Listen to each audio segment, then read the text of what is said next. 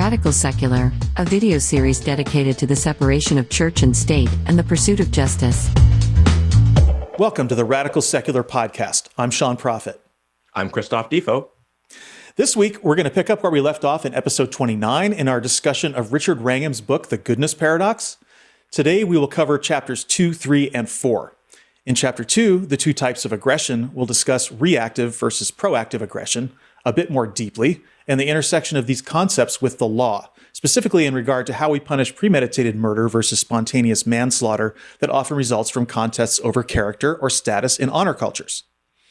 In chapter 3, Human Domestication, we'll discuss theories and definitions of human domestication from Aristotle to Rousseau to Darwin to the surprisingly accurate understanding provided by anthropologist Johann Blumenbach in the early 19th century. We'll talk about how competing erroneous claims about human domestication were used by the Nazis to justify racial superiority, and also to argue that domestication has made humans soft and unfit. Kind of contradictory concepts, I know.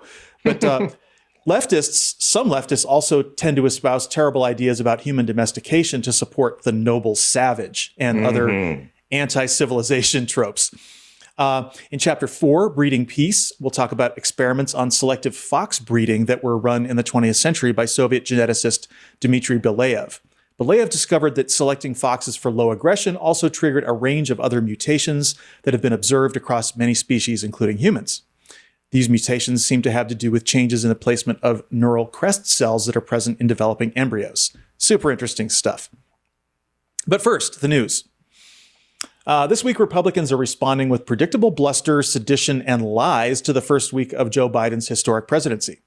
They're doubling down on every aspect of Trumpism and seeking to punish and purge those who are insufficiently loyal. And there's peak whining in the fever swamp about Biden's agenda and conservatives being canceled and rounded up. Of course, they all stepped right into the unity trap that he set for them, and we'll talk about that.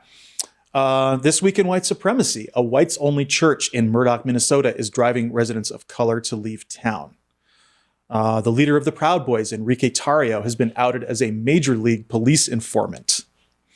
The Department of Homeland Security issued a rare, if not unprecedented, terror alert, asserting a heightened threat of domestic terrorism in the coming months. And of course, we'll talk about the upcoming impeachment trial, cabinet confirmations, and the drama that took place as control of the Senate passed from Republican to Democratic leadership this week. And we have to mention the Robinhood investment clusterfuck that happened. No, it's not some shining example of the little guy fighting back against Wall Street, okay? It's just another failure of unregulated capitalism, and we'll discuss why. But first, I want to remind you all to subscribe to this podcast. Hit the big red button on YouTube. We're available on all the major podcast channels. Christoph and I really enjoy bringing you the best content we can every week. We don't do any advertising, so if you like what you're hearing, follow us on social media, leave us a good rating, write us a review, yada, yada. It's the only way we get new listeners. And also, please don't hesitate to email us with any notes or suggestions because we love hearing from you. Email us at theradicalsecular@gmail.com. Follow us on Instagram @radical_secular. Follow us on Twitter @radicalsecular. Please subscribe to our YouTube channel, podcasts at Apple, Google, Spotify, and Stitcher. All right, let's get into the t-shirts. Christoph, what are you wearing? Yes, so today I'm wearing my science shirt, my designated science shirt, because I'll show it to you first. It's a classic. That is the godfish that looks like a rocket and says science. It's pretty cool. Yeah. And, I always love seeing this symbol out on cars when I'm driving around. I think it's a big, and, it's a good fuck you to the Jesus fish. And although good for you at everyone out there who loves Jesus, that's fine. I'm not, but still, I like this. And I also love the one that had the evolution. It has the feet coming out of the bottom, right? The walk. So or the fish eating the other fish. That's a pretty good one too. That's another really great one. And so the bottom line is, though, that today we're going to be talking about science. And as I've been reading this book, it sort of brought me back to my roots in terms of how I connected with all the stuff that we talk about all the time, evolutionary psychology, and how fascinating I think it is to just understand really how and why we do what we do as human animals. And I find it super grounding also to reconnect with the science. So that's me. How about you? How about you, Sean? Well, I was just going to comment on what you said. Please do comment. You can't understand human behavior without it. So you're going to go through your life having no idea why people do what they do. Why are people so evil? Why are people so mean? Why are people this? Why that? And it just, you're never going to get it until you get evolutionary psychology. That's right. And if you don't, and if you don't get that, then you either don't understand, you just go all along without understanding it. But most likely, you're going to fall back on the traditional ways of explaining the world, which is basically various versions of conspiracy theories, and bad logic, religious and sort of dualism, right? And deism, dualism, and these sort of concepts, which really undermine one's happiness in the long run. They undermine your happiness in the long run. Absolutely. Okay, well, I have been wearing a lot of political shirts, and so this time I decided to wear a music shirt. This is my Rush 2112 shirt with the red star. Now, I'm not going to go too much into it, but 2112 is basically a story of an individual against a totalitarian government, and it also could be seen sort of as the struggle of a creative person against sort of the corporate machine that takes place in the music industry. So sure. I don't know really what they meant with all of that, because it's really great, and I've always loved that album, and so that's my shirt. Awesome. I love it. And I think it's important to connect. What I love about music and rock and roll in particular, and I'm using that in the broadest way possible, right? Is that it is even though it can be super corporatist, it also is always quasi-rebellious, isn't it? Right? There's always something about it. That is the vibe of it. And I mean, the music that I listen to is explicitly political, but even stuff that's not, right? There's this undercurrent, I think, of independent thought, of resistance to the sort of button down life, and I think there's real value to that in terms of the social conversation. Yeah, and of course in 2112, the protagonist finds a guitar and he's so all excited he takes it to the priests and they just tell him to get the fuck out, basically. Right. So the music is a waste of time and all of that. It's a great fucking album. If you've never heard 2112, you really haven't lived. Go listen to it. All right, let's do the news a bit differently, Christoph. I want to give you the chance to react right up front to anything that I haven't said before I dive into the stories. What hit you hardest this week that I didn't mention? Yeah, as I was looking through the script last night, and the brilliant script, by the way, Sean. Everyone's going to love it. Everybody listen. But what I was thinking about mostly this week is not specifically a story, but as I was reflecting on the Republicans' unsurprising bad faith, I was reflecting on the Obama years and how Obama was rightly criticized. In fact, I criticized him for not getting tough with McConnell, for not taking off the gloves. And I and you and us, we on the show and in our personal lives and online and everything, we always call for taking the fucking gloves off. That this is the conservatives. The conservative movement is a bad faith, authoritarian movement, anti-democracy movement. And then I was reflecting this week and I was like, Biden should take off the gloves. And it struck me. I was like, well, one of the reasons why Biden could do it and Obama couldn't was because Obama was black, and being a first black president, you have to, and being a black person, but especially the black president, he had to be genteel. He couldn't be an angry, quote, angry black man, right? He had to walk this line. Women have to walk this line as well, right? Not being, quote, shrill, right? Yeah. Not being an angry bitch. And where white men have you can be as angry as you want and you'll just be strong. You'll be tough, right? And so I think that Biden has a unique opportunity here. And I hope he does it. he has a unique opportunity here to take off the gloves and use his privilege as a white progressive man. Absolutely. To really drive this shit home and say, enough is a fucking enough. And you know what? I'm optimistic to this. This is not Biden style normally, but I also know that Biden really cares about people, right? And so if the GOP stands in the way of him actually caring and delivering to Americans, you really might take those gloves off. What do you think? I hope that he does. And I just wanted to comment about Obama because, Obama began very genteel, but there's been a few times when he's made some speeches where he was spitting absolute fire. And you have to know Obama. You have to really know and have watched him for as many years as we have closely to understand when he's really, truly spitting fire. And that one that he gave after the Republican convention, or at the end of I guess it was at the end of the Democratic convention, it was really like you saw it come through. And I wish he'd had a little more of that in the beginning when he was in the White House. Yeah, agreed. And I think if you are Obama and you are bringing change, and people criticize him for not having brought change, but he did. He absolutely has, because what he did was he forced the Republican Party to expose itself for what it really is. Now, Absolutely.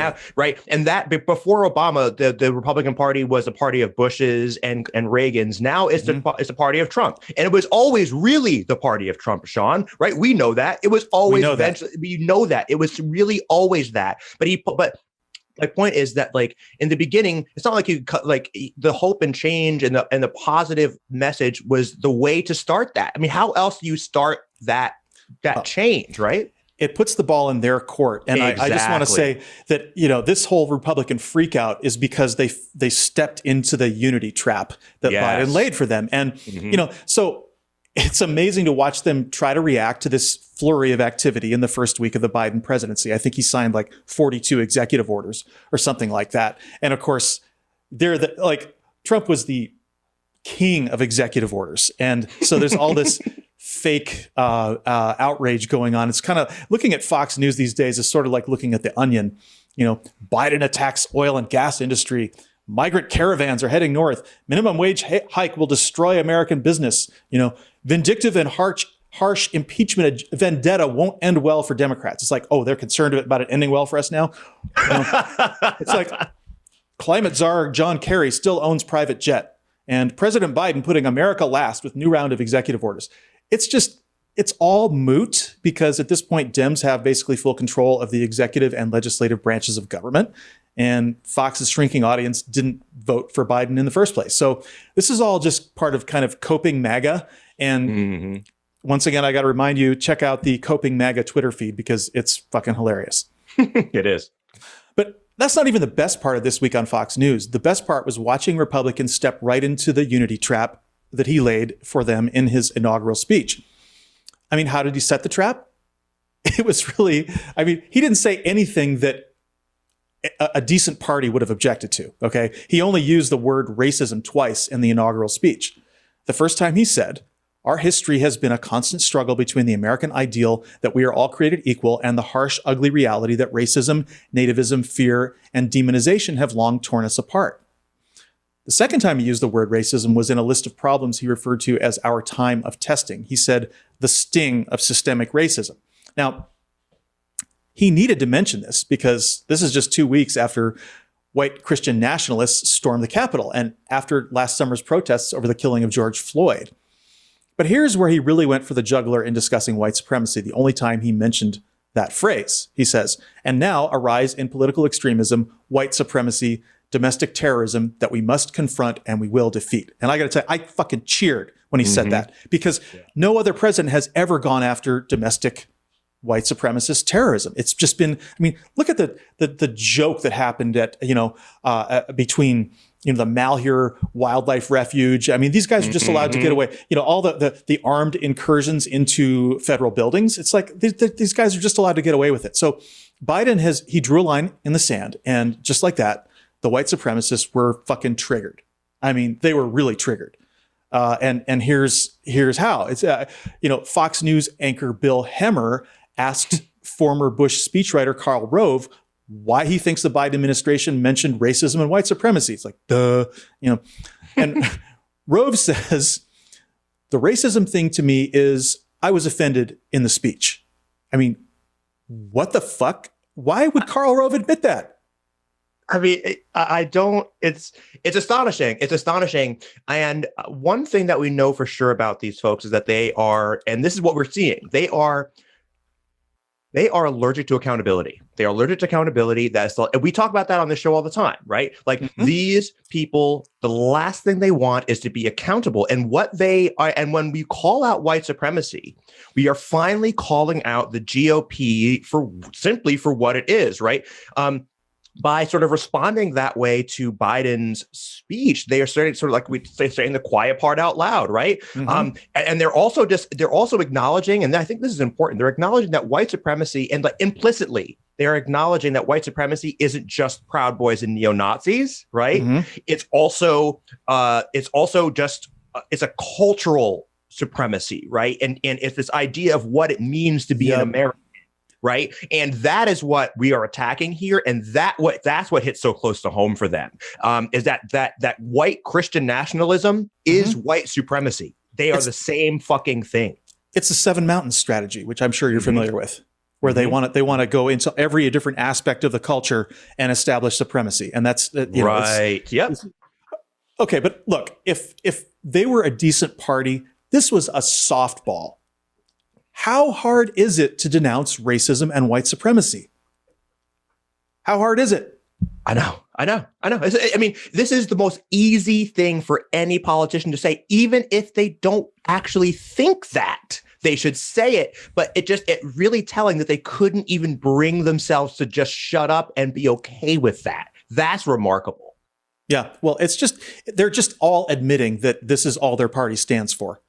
Rand Paul, he whined. Ugh. He's like, if you read his speech and listen to it carefully, much of it is thinly veiled innuendo calling us white supremacists, calling us racists. What? He never called Republicans racist. He didn't say anything about Republicans. Not once. So, Biden's pitch in the inaugural was a golden opportunity for the GOP to say, of course we'll join you in the fight against racism and white supremacy. Because we've never supported any of that. Like, if they're a decent party, that's what you would say. It's the biggest opening in modern American political history for the GOP to embark on a process of healing, reform, purging white supremacy from its ranks. What do they do instead? They said, yup, that's us. We're the racists and we're offended. Yep. They doubled down. They're doubling down. It's so insane. I don't even know who this is, but I got this out of an article. A lady named Heather McDonald from the Manhattan Institute complained, it's an odd way to seek national unity to call a significant portion of the American people white supremacists, racists, and nativists. It's like, well, if the shoe fits.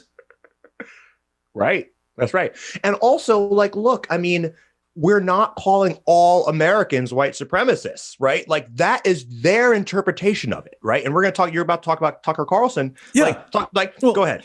Well, Biden, it's like, all he was saying is like, if this is you need to change. Exactly. And so, yeah, Tucker Carlson, of course, he is Mr. White Supremacy. Like, oh my God, he might as well be David Duke. He is David Duke in a suit. And he should just wear a fucking Klan hat every single night. And he gets this pained look of, oh, I hate that watery, pathetic little look he does. Oh, it makes me ill. It's just insane. And he claimed, of course, because of course, how could anybody think, that's it's like, yeah, it's like a sad sack, like, oh, little old me with my red face and oh my God. It's just pure victimology on his part. And so always with him, always. So here's what he says. He says, absolutely, he opposes white supremacy and that, of course, everyone should be opposed to white supremacy. But then check out this pivot that he did. He said, the problem is that the left has defined white supremacy so broadly that it now includes anyone who believes in Republican policies.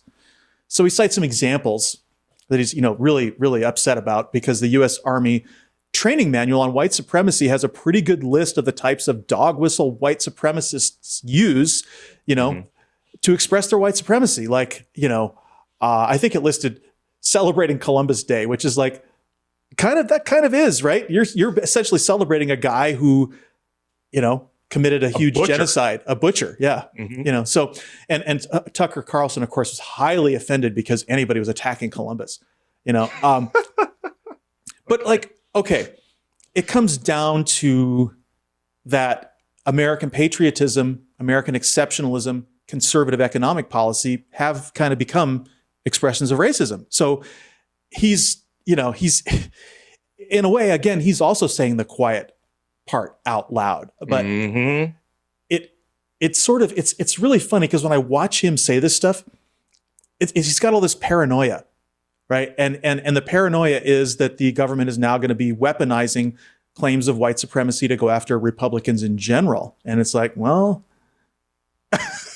yeah, I mean, he's not wrong. And the problem is that, like you just said it, GOP's policies really are racist in the sense that they have racist outcomes, right? If you, all the way back to welfare queens and welfare reform, those are all racist dog whistles, right? So voter suppression, right? These are racist policies. So he's not wrong. And historically, right, these policies have been racist in effect, but not on their face. Now now after Trumpism, like Trump just, again, said the quiet part out loud. He just straight up said, Mexicans are rapists, right? He didn't even pretend to say that, like, oh, well, we just need to control our borders, which is sort of like the euphemism, right? And Trump also said we can't let everybody vote. So, he's like, he's just checking all the boxes. Yep, exactly. Allergic to accountability. That is Tucker Carlson's problem. He wants, I saw that AOC tweet where she said, and I posted it on Facebook this week, and she said that, like, it's really remarkable that people think that they can say whatever they want, do whatever they want, and hurt people as much as they want and still remain popular. That's what they think. That's what they think free speech is, which is not what free speech is, right? That is just being unaccountable. I can say anything I want and everybody still has to like me. Exactly. No, that's not true. No one owes you that. Literally, no one owes you that. Only in a fascist state, right? Because if you have to face the electorate, the idea is the electorate can vote you out if you say something wrong. That's how it works. Yes, that's a great point. That's a great point. Because lack of accountability equals authoritarianism. That's what it is. That's what it is.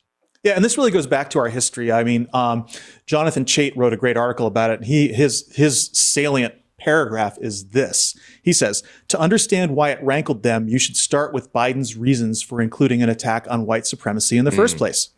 From Biden's standpoint, he needed to do this in order to contextualize his call for unity, because historically, unity has been used as a device to encourage white Americans to come together while ignoring racism. That's fucking brilliant. Brilliant.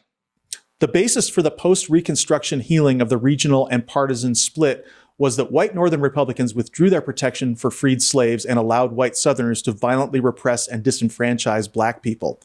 That Sub Rosa agreement became the foundation for the century-long period of depolarized politics that ran from the end of Reconstruction through the Civil Rights era, which triggered its demise.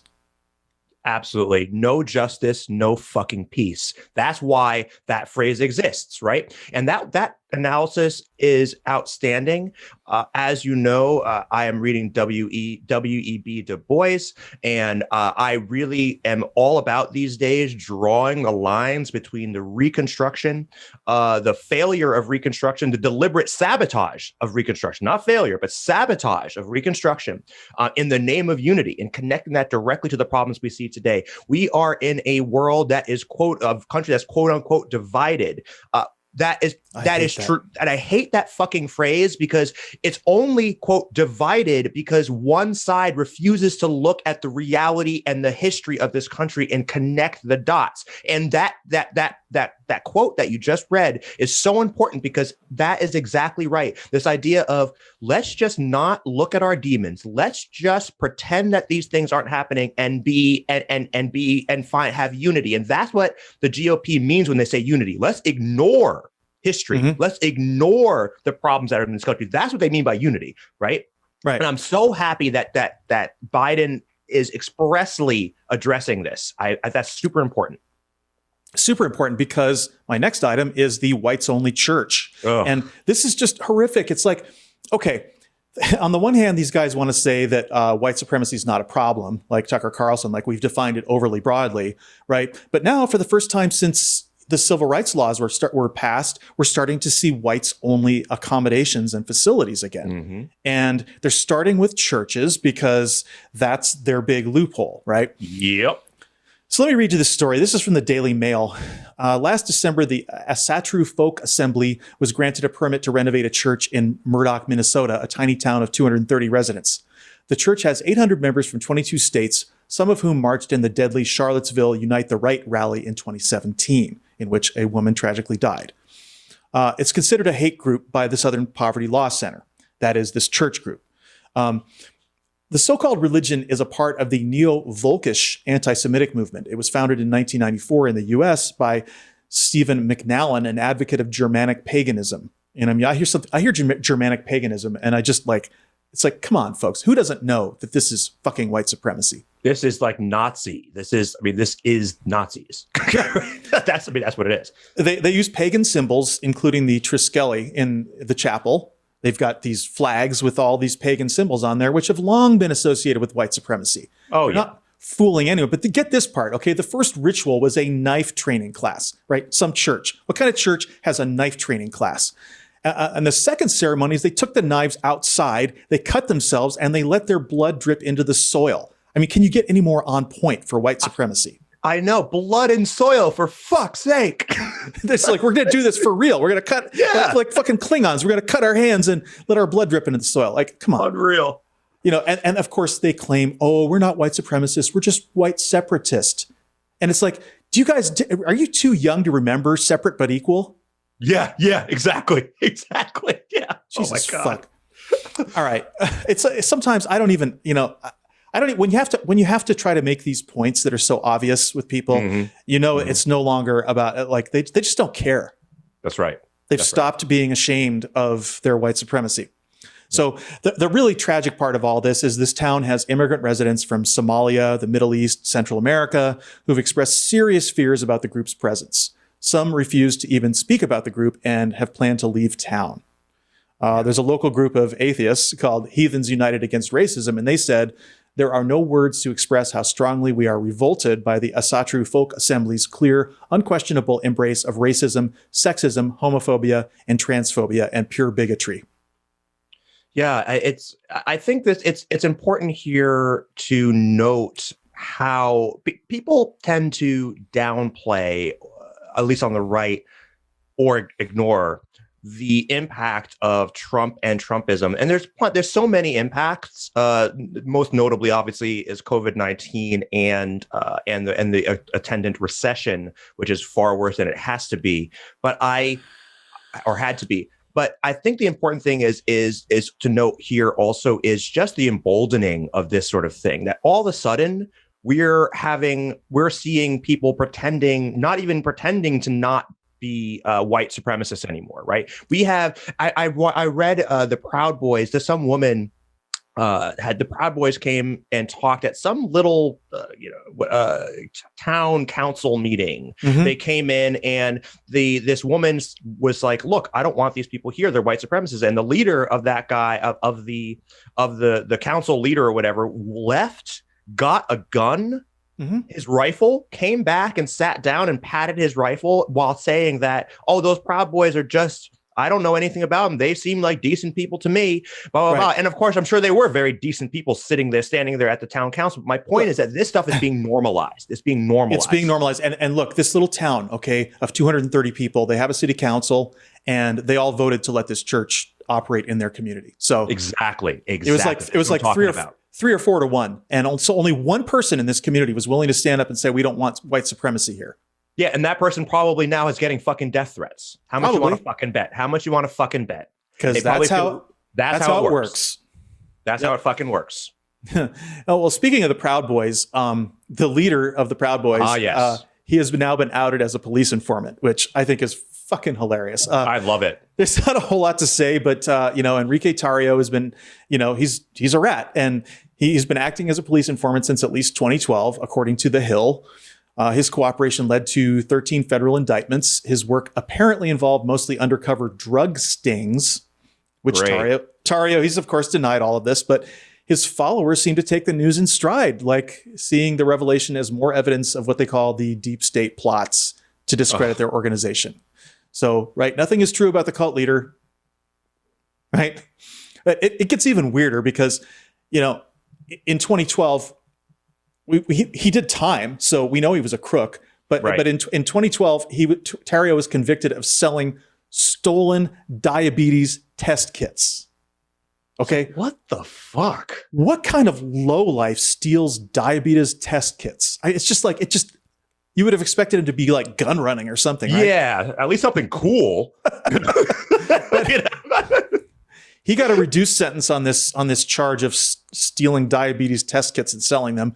He was going to have to serve 30 months, and he was reduced to 16 months. So that's a pretty solid indication that he rolled on a lot of people.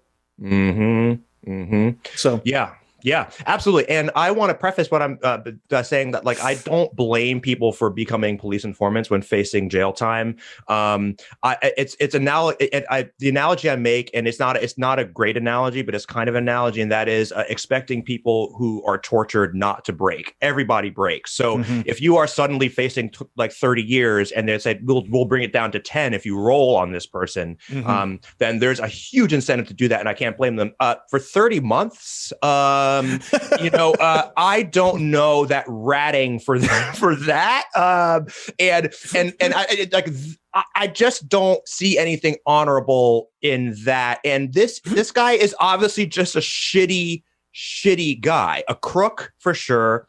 And not even like a crook for good reasons, right? Like, no. I think to myself, I'm like, look, I see black people being arrested for drug dealing, or people being arrested for drug dealing in general, right? And they suddenly are now crooks, but that's different than being really crooked. You're stealing fucking diabetes test kits. I mean, that's just such a low life move, right?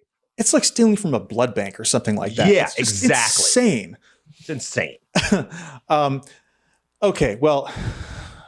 Speaking of, again, the Proud Boys and the 3%ers and all the other groups like them, the Department of Homeland Security has now issued a rare domestic terror alert. I don't know if have they ever, that you know of? Not that I can remember. I kind of feel like this is a new thing, actually taking this threat seriously. Yeah, I mean, the alert is from January 27th through April 30th, 2021. And I'm not going to read the whole thing, but it's basically saying, look, they have an acronym for them, domestic violent extremists. And then they have a second acronym, homegrown violent extremists, right? Yeah, and so they cite in their announcement that, the El Paso, Texas shooting that was directed at immigrants, and they cited the Capitol attack. And they've cited the attack on the Michigan legislature and the threats against the governor there. So they're starting to take this seriously, and I think we really are going to see some. This is a wow moment. They're actually going to stop tiptoeing around this national shame that we have of domestic terrorism. So yeah, what do you make of it?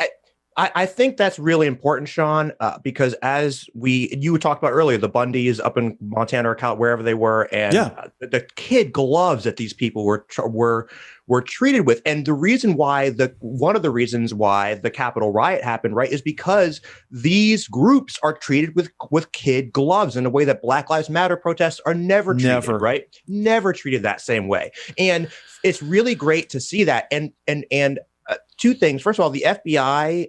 Once unleashed, like, these are cops, they're investigators, they want to put people in jail is what they do. And once they've been unleashed and allowed to, right, because if you're the deputy director or whatever, you get to call what the policy is, right? And once these lower level FBI agents are sort of unleashed to sort of dig into this stuff and expose this stuff, they're going to want to do that. I'm glad to see that. And I also think, and I think this is important, is that you're pulling on a thread here, right? Because you can't start investigating these people without starting to look at why do they do it in the first place, right? White supremacy. What's white supremacy? And then you start beginning to pull this thread that goes all the way back to Reconstruction. All the way back to Reconstruction and slave patrols and pogroms and every fucking thing else.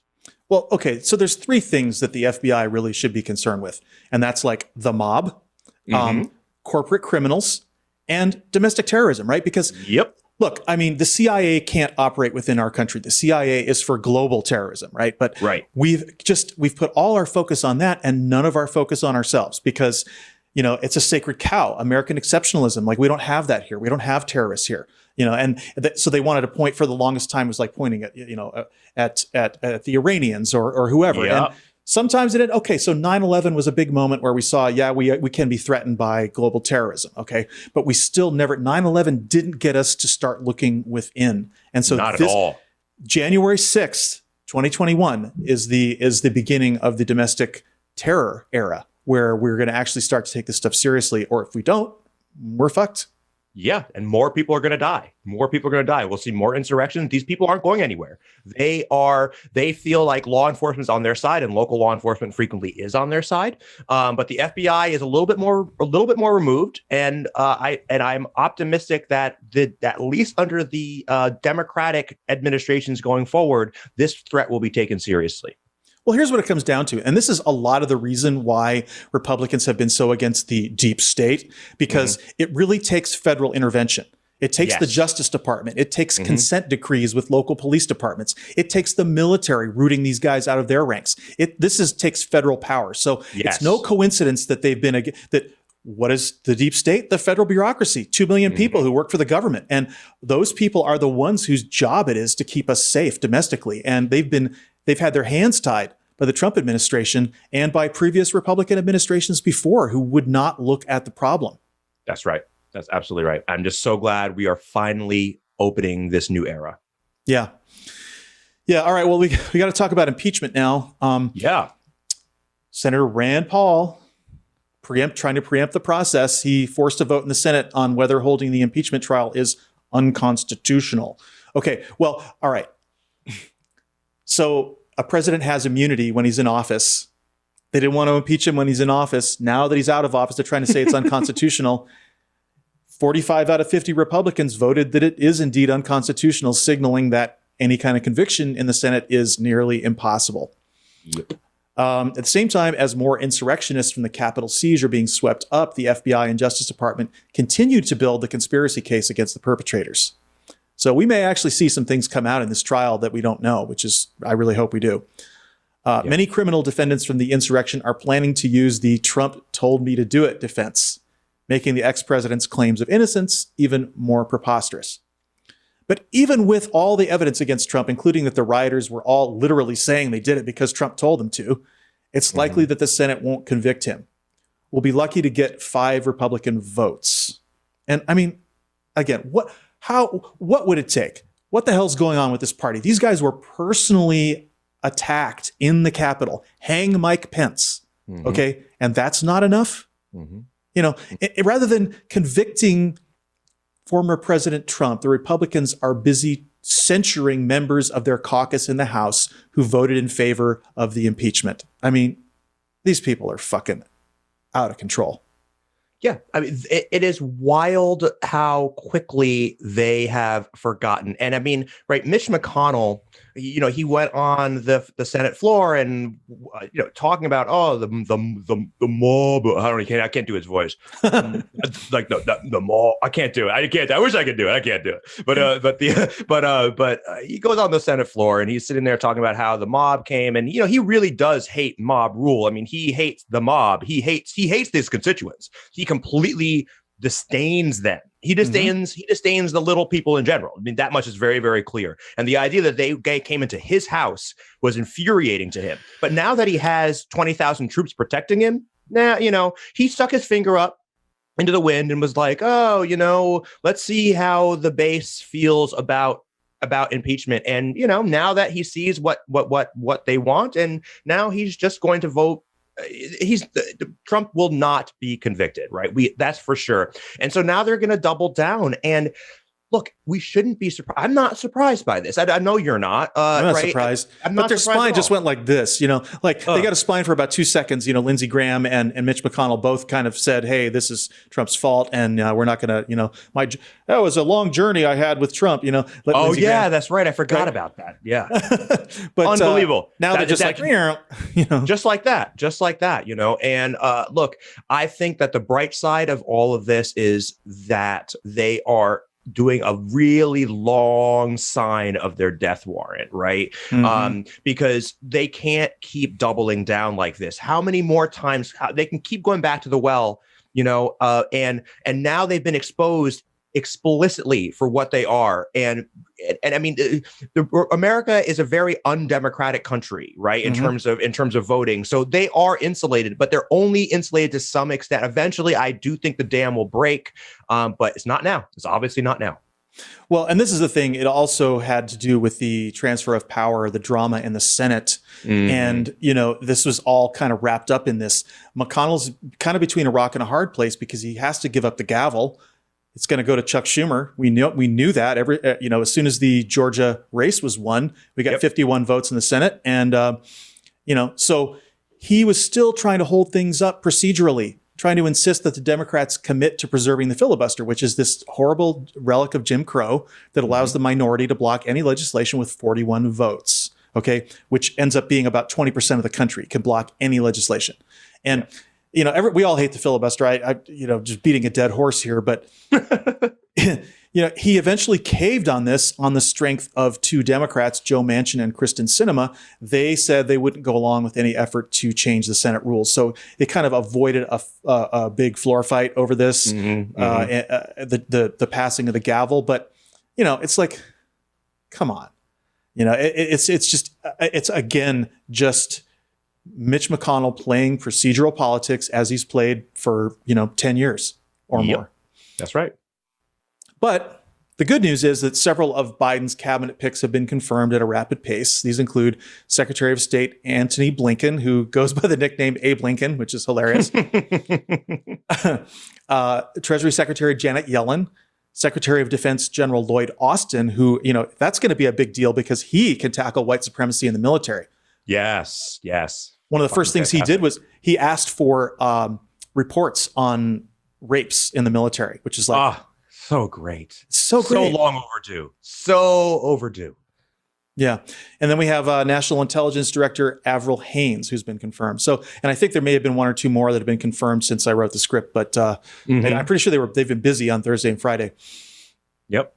But anyway, historic cabinet nominations. And, I'm also very impressed about how fast Biden is just in general getting things done.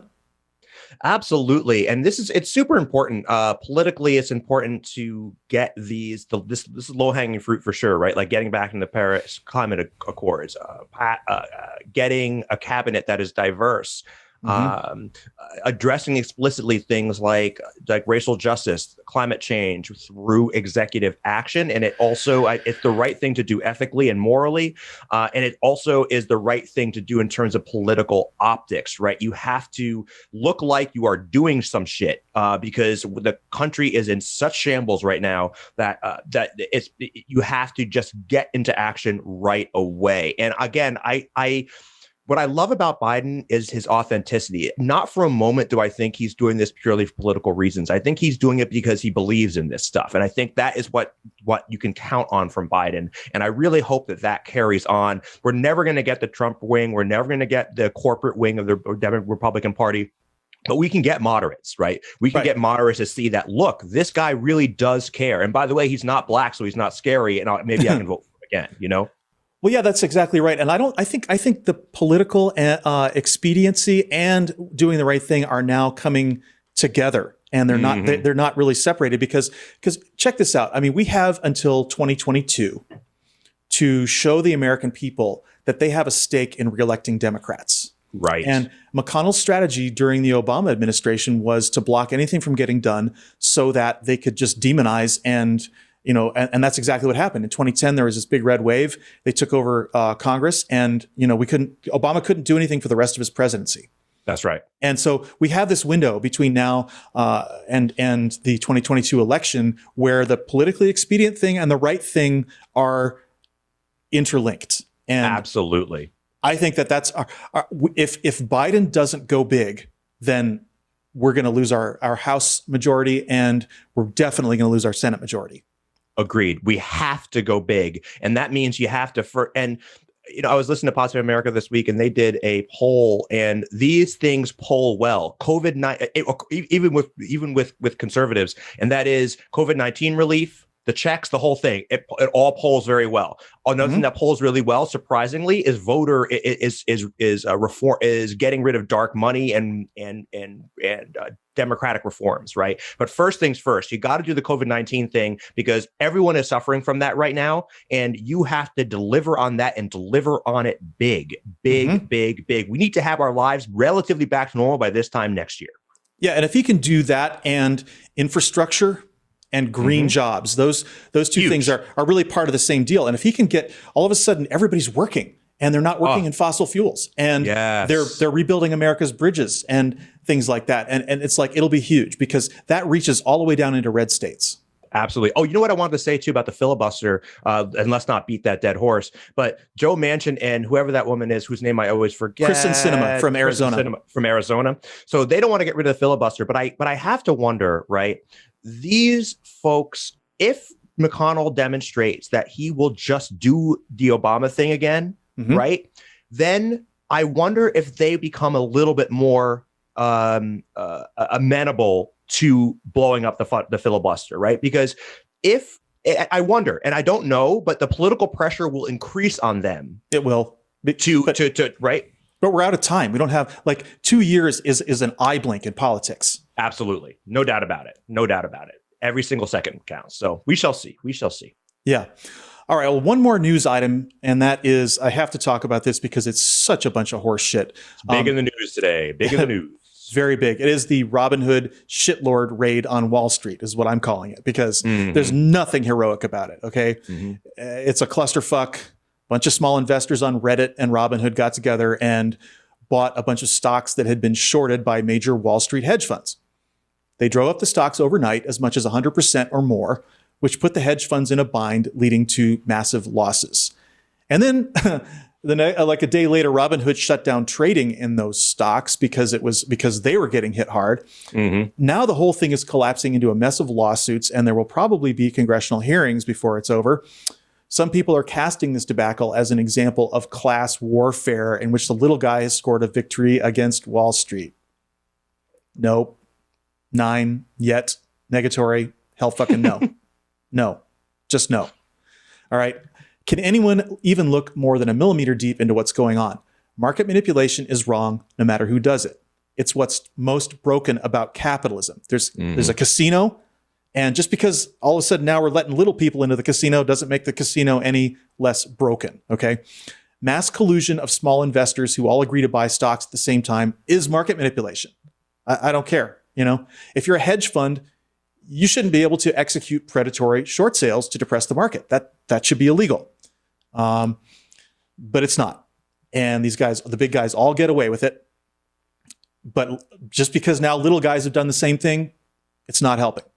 So safety in numbers is no excuse. Being a small investor colluding with a bunch of other small investors is no excuse. For some of the small investors who got in early, they got money for nothing.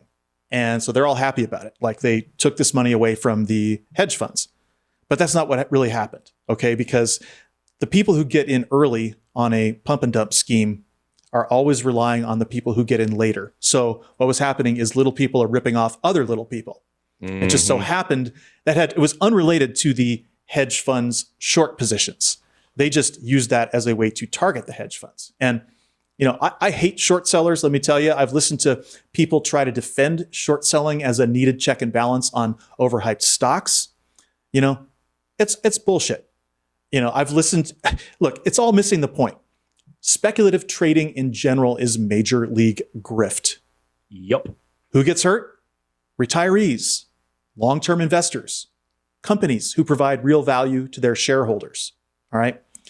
And we got to talk about the process of selling a stock short, because I think a lot of people don't understand what really happened here and what the hedge funds were doing. What it means is that they are selling a stock that they don't own, hoping that the market will fall and that they will be able to pocket a massive payday. Okay. But that requires, when the hedge fund sells a stock short, that means they have to be able to buy it later for less than they paid for it. Otherwise, stock goes up, they've got to buy those stocks at the higher price to fulfill those orders that they already sold. Okay. And if you're talking about a $10 stock and it goes up $20, now you've lost more than twice the amount that you put in, because you got to buy the stock at $30 in order to, you sold it for 10, you got to buy it at 30 to deliver what you sold. It's insane. Now, what happens is a lot of people don't understand, if you're going to short sell a stock, you have to have a margin account, because you have to have somebody to loan you the money to buy those shares that you sold because you didn't buy them. It's just it's such an insane clusterfuck that this is even allowed to happen. Okay. So say you have a brokerage account and you do this, you have a margin account and you sell a bunch of shares short. Okay. And then the stock goes up. That brokerage is going to ask you to put in more money. And that's called a short cover. It's like a margin call. It's a demand. And if you can't come up with the money in a very short period of time, usually a day or two, they will close out your position, and you'll lose everything. You might end up even in debt to the brokerage firm. And so it's complete madness. And the big boys do it because they can get away with it because they manipulate the market. They don't enter a short trade if they don't think they're going to just automatically win. And so this is what was so. This is why everybody's talking about this, because normally hedge funds get away with this, and this time the people on Reddit, they saw all the short interest because that's public information. And so if you go and buy en masse any stock that has a lot of short interest, a lot of people are going to lose a lot of money. And so everybody's like, yeah, we stuck it to them. But, and this time it was like $70 billion that the hedge funds lost in this. And Robinhood itself had to tap a credit line for $1 billion on Friday just so they could open. So, this is causing a lot of damage. And I'm probably going into more than anybody wanted to know about short selling, but there's a better way to short trade stocks that could be used instead. And that's called buying put options. A put option, it gives you you buy this option for it's a fraction of the price of the stock itself, but it gives you the right to sell that stock at a particular strike price for a particular period of time, even if the stock drops in price. So what's happening is the brokerage is basically handling the short sale for you, but you don't have to have a margin account to do that. And the options are less risky because if the stock does go up, then all that happens is your option expires and it's worthless. So you can only lose 100% of your money instead of the unlimited losses possible with a standard short sale. So we could define regulations that made this all a lot less volatile and a lot less dangerous. And this is what I'm enraged about this whole thing, because people are cheering about this, but all it is doing is exposing the brokenness of our system. And, raging capitalists always claim that short sales are necessary to calm overheated markets. But in all cases, short sales are predatory. It's one thing if you have a stock and you think it's overvalued, go ahead and sell it. But to sell a stock you don't own to drive the price down, hoping to make money as it crashes, that's predatory. There's no other way to put it. So a bull run on any stock is poison to short sellers. And it happened with Tesla. It happens every single time. And other people are a lot of times left holding the bag on this. So, but the Reddit mob, they deliberately colluded to do this. And just because they're small investors, I don't think should give them a pass. So, haha, funny, Wall Street has egg on its face, but that's not the fucking point. The point is that the big guys shouldn't be able to do this either. And the fact that they can is a massive problem. So, more than anything else, this whole incident, it demonstrates the dangers of poorly regulated financial markets, and that a system geared toward, on the one hand, propping up ridiculous share valuations with stock buybacks and the Fed even getting involved in the market. They're propping up this whole thing, and it's bound to drop at some point. We're in a huge bubble. Everybody knows it. On the other hand, there's the bears who will look at this bubble and just start shorting everything in sight and trying to drive the market down.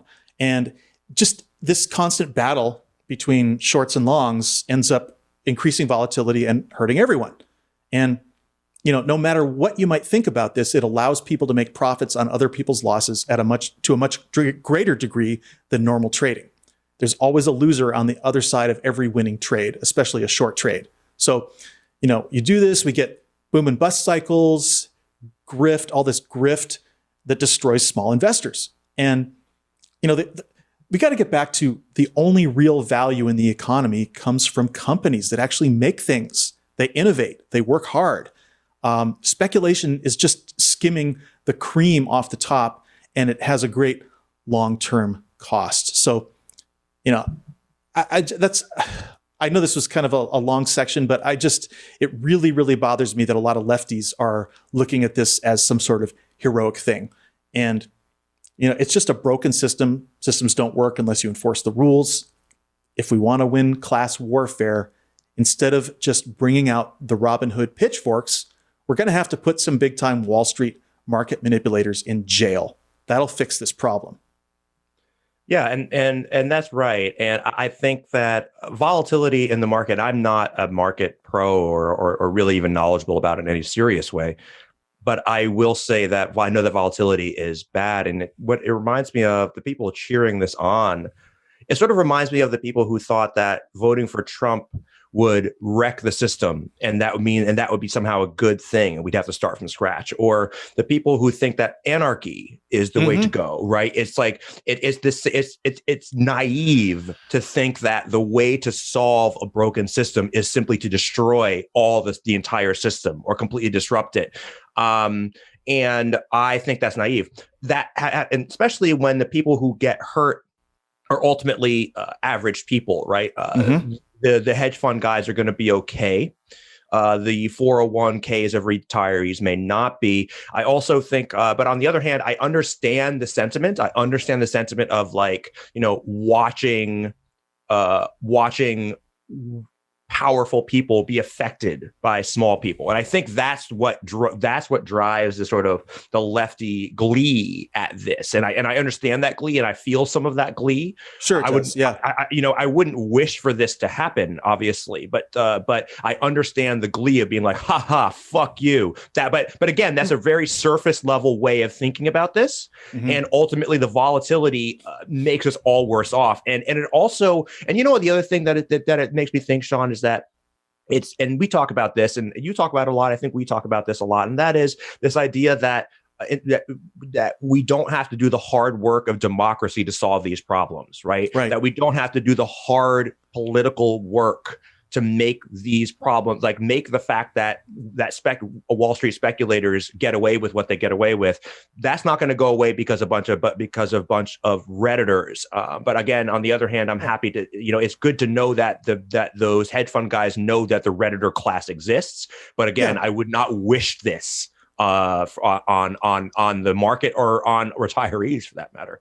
Well, yeah, a couple of things, and that is that, first of all, hedge funds, it's not those guys' money. The hedge fund managers. It's not their money. It's other people's money that they're playing with. Right. And that money comes from everywhere. It comes from rich people. It comes from pension funds. It comes from all kinds of places where, because all these funds invest in each other, right? It's just a big, it's a big orgy at the top. And so the other thing is that this kind of stuff doesn't stay secret for long, right? So one time these guys go in and they, whether it's GameStop or AMC or these various other companies that were involved in this thing, all of a sudden the guys involved in starting this whole revolt could now start their own fund based on attacking short positions, right?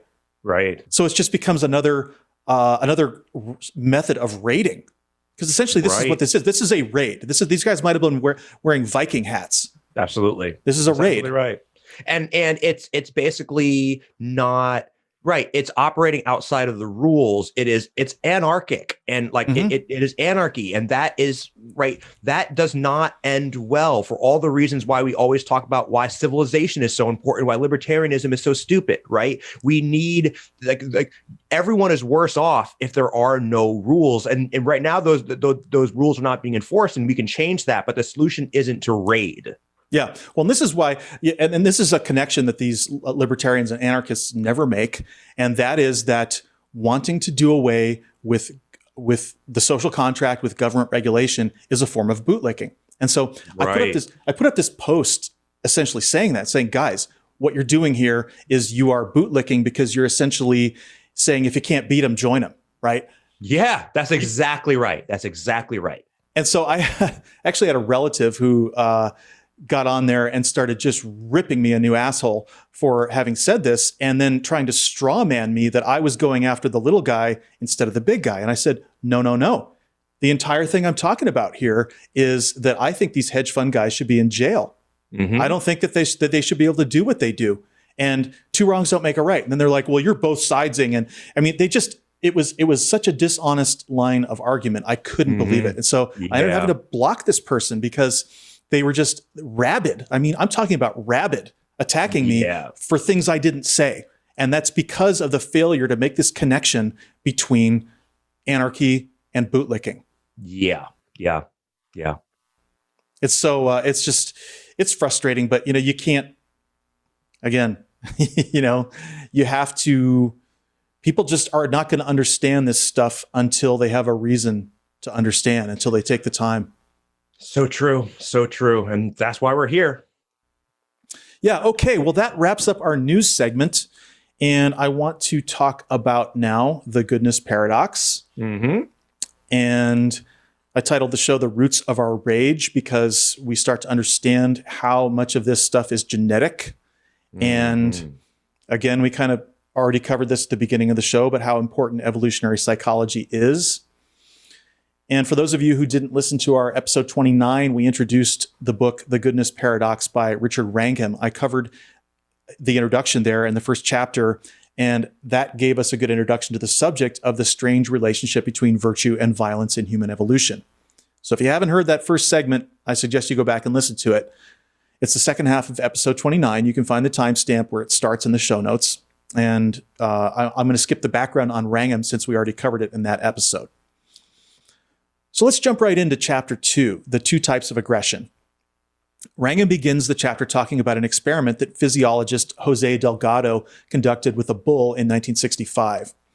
Delgado placed electrodes in the bull's brain attached to a radio transmitter, and these electrodes were in the brain, the bull's hypothalamus.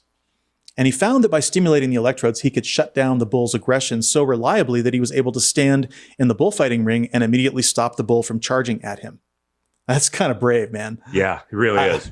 I wouldn't get anywhere near an angry bull. So, but the point is that we can isolate the origins of aggression in a specific brain region, and that's true in humans as well as animals. And because every brain is different, and that goes for species as well as individuals, there's a spectrum of aggression. Some people and animals are far more aggressive than others, and finding out the reasons for the differences is key to building a better society. But first, we have to understand the two basic types of aggression, reactive and proactive. So a bull's aggression in the bull ring is reactive, reacting to the perceived threat of the bullfighter. Reactive aggression can also be referred to as hot aggression or impulsive anger. We see this most commonly in honor cultures, in what could be called character contests, in which two men, and it's nearly always men, fight and often kill each other over some kind of insult to their honor, their family, their girlfriend, their wife, their status, or whatever it is.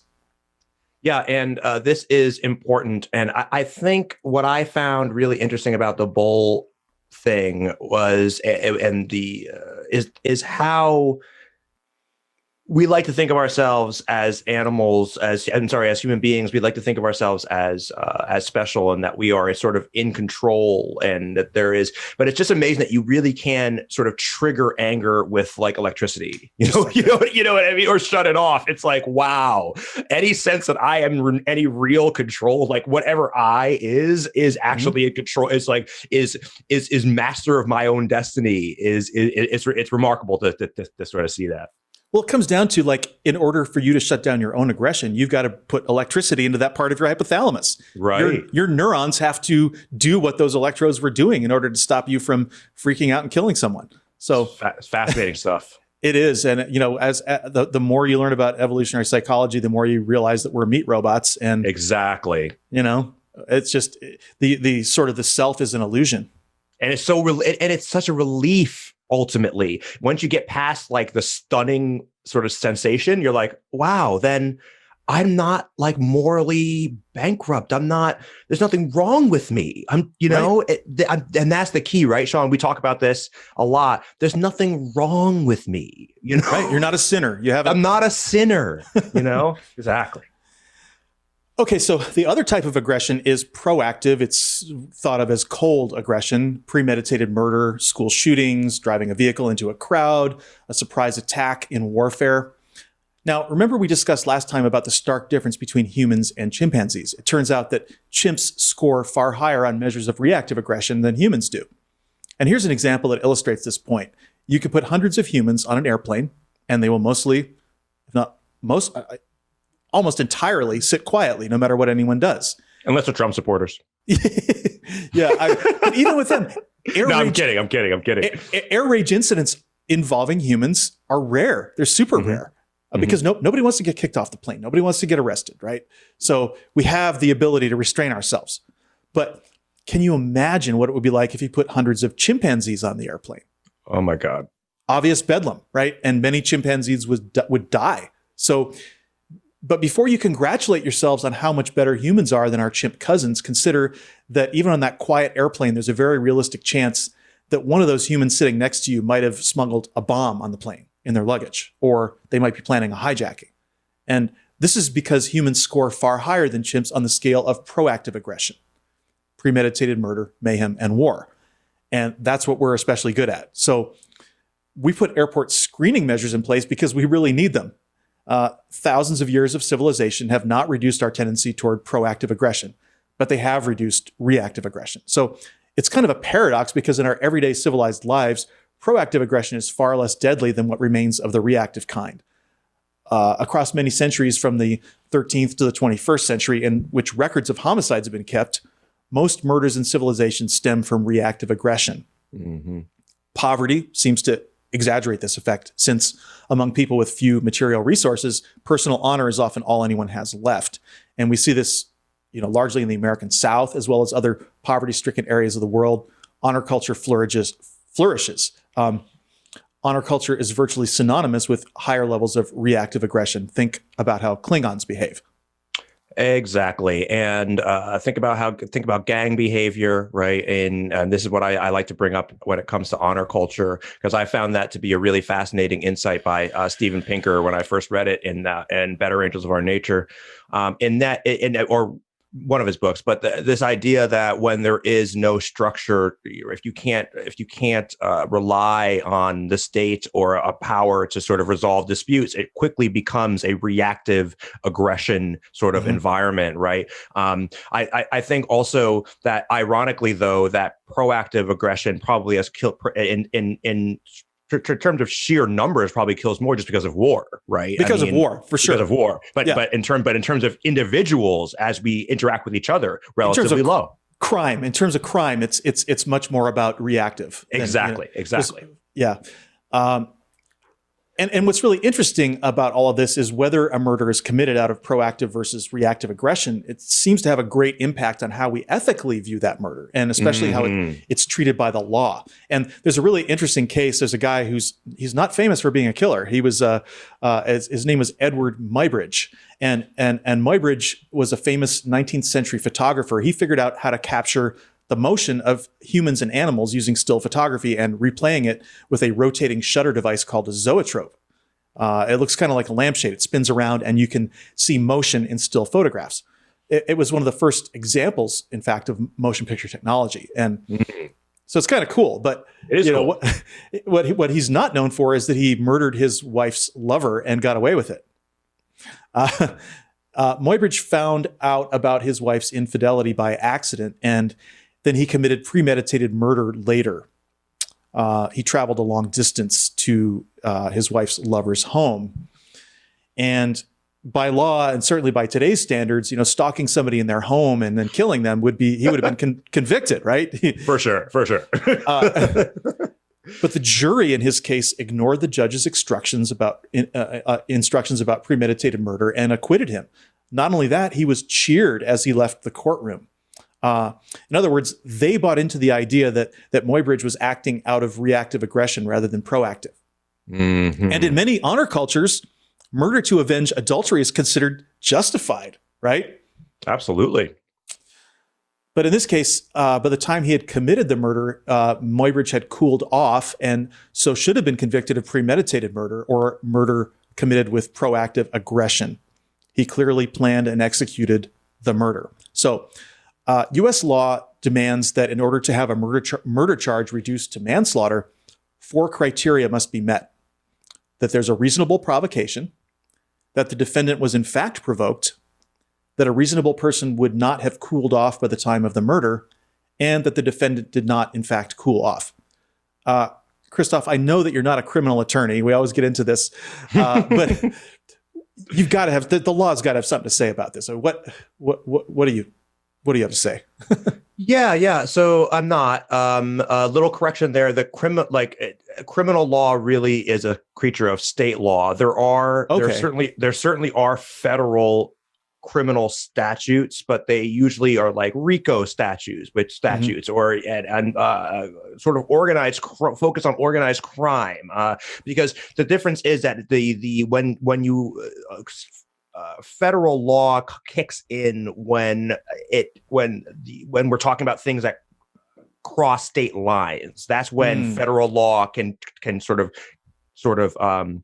kick in, because it's called the police powers are reserved to the states under the Constitution. The police that includes elections. That's why election law is a state issue. And this is why most penitentiaries are state penitentiaries.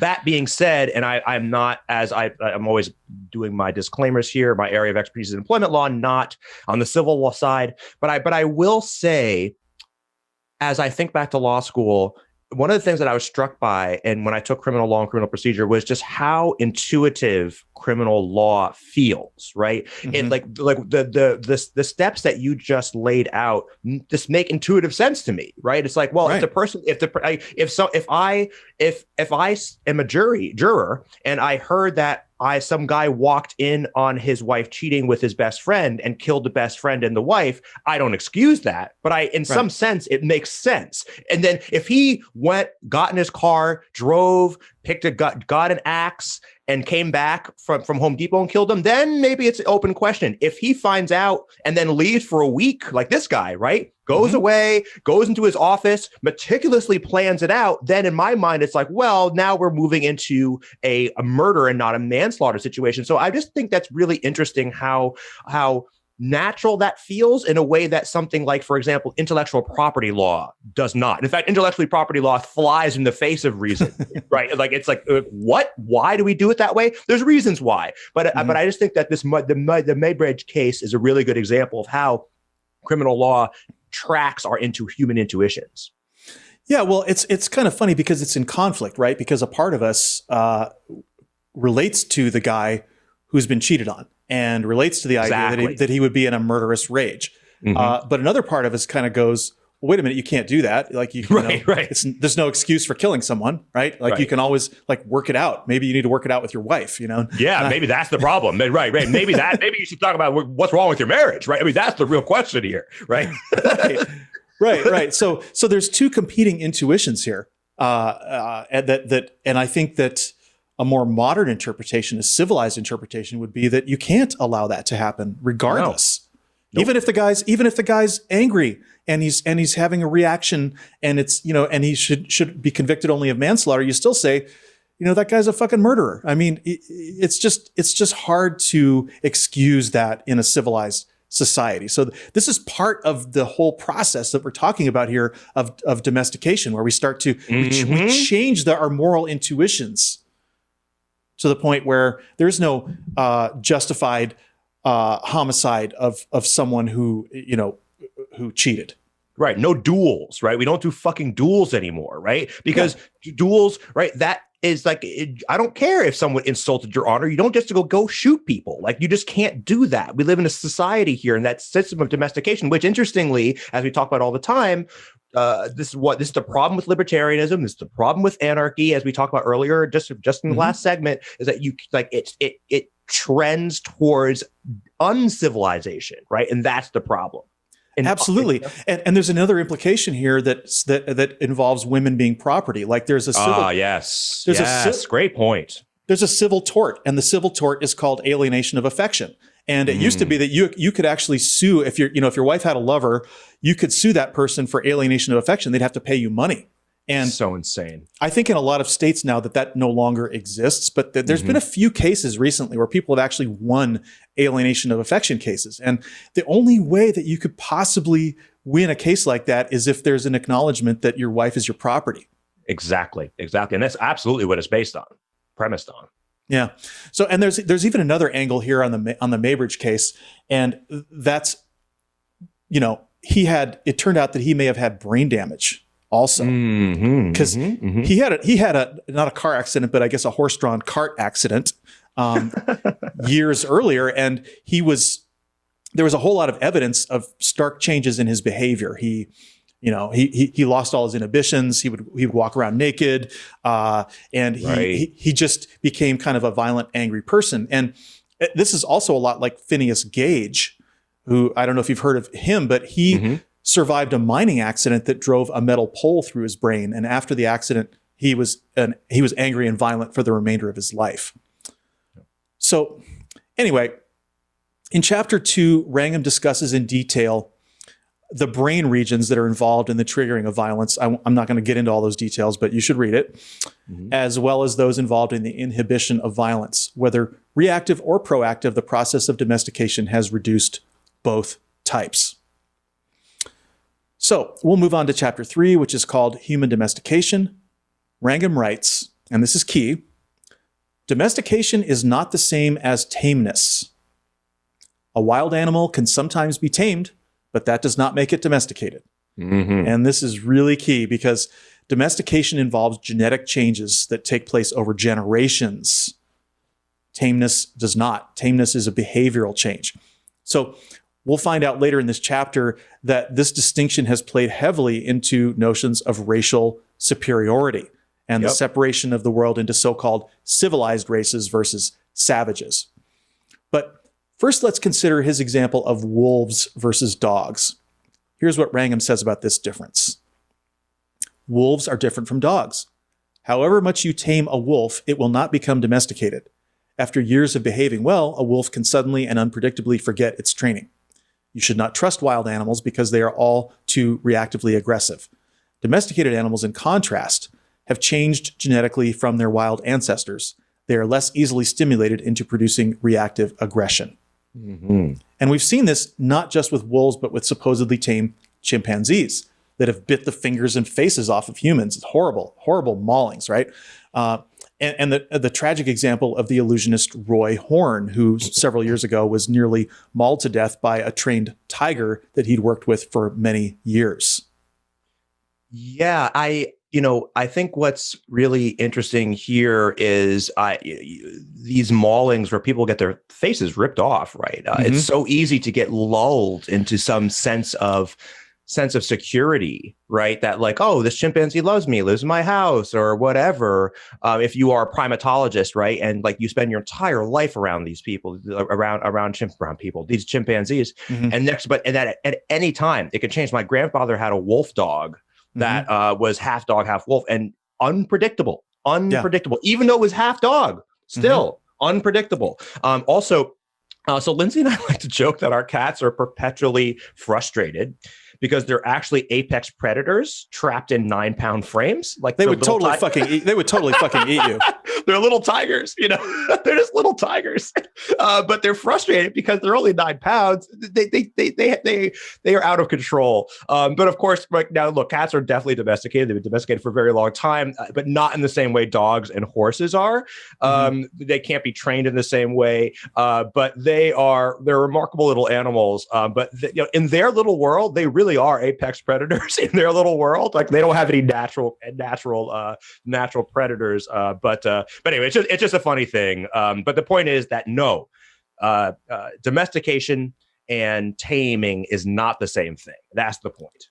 Listen, if your cat weighed 70 pounds, you would not have it in your house. Exactly. You just wouldn't. No way. It would be too dangerous. Totally. So, okay. So what is it that's really different between wild animals and domesticated species like humans? Wrangham writes, we can look each other in the eye. We do not lose our tempers easily. We normally control our aggressive urges. In primates, one of the most potent stimuli for aggression is the presence of a strange individual. But child psychologist Jerome Kagan reports that in hundreds of observations of 2-year-olds meeting unfamiliar children, he has never seen one strike out at the other.